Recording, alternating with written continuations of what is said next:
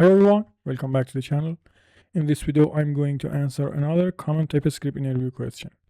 What is as in TypeScript and when can it be dangerous? You will see as a lot in real projects, especially in front-end code with the DOM. So it's really good to understand what's going on. In simple words, as is used for type assertion. It basically tells TypeScript, trust me, I know what I'm doing.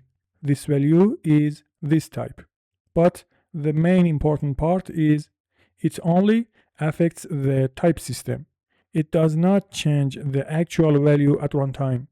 Let me show you a classic example with the DOM. By default, TypeScript doesn't know this is an HTML input element.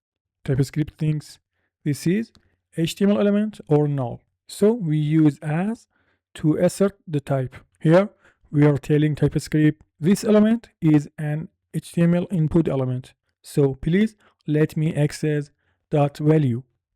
This is super common in front-end apps. Now, where does it get dangerous? Because when we use as, you're basically turning off some of TypeScript safety. If you assert the wrong type, TypeScript will not complain, but your app might crash at runtime. TypeScript trusts you here. If my div is not actually an input, you can get runtime errors. One more important thing. This is not real casting like in some other languages. As doesn't convert the value. It doesn't magically turn a number into a string. It only changes how the TypeScript type checker sees that value. So, yes, you can lie to TypeScript with as. That's why we should use it carefully. I try to use as only when TypeScript can't infer the type correctly, but I really know the actual type at runtime. For example, working with the DOM, integrating with third-party libraries that don't have perfect typings, narrowing from unknown after you've done checks. And even then, I try not to overuse it. Alright, here's a clean answer you can give in an interview.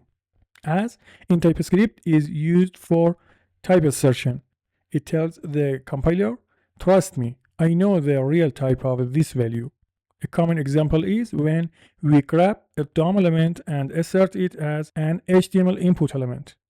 The dangerous part is that if we assert the wrong type, TypeScript won't complain, but we can get runtime errors. Also, it's not real casting. It doesn't change the value. It only changes how the type system sees it.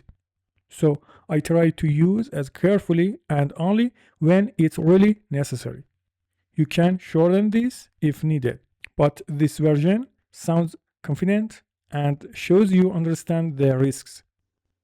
And that's it. If you're using it everywhere just to fix red lines, that's usually a red flag.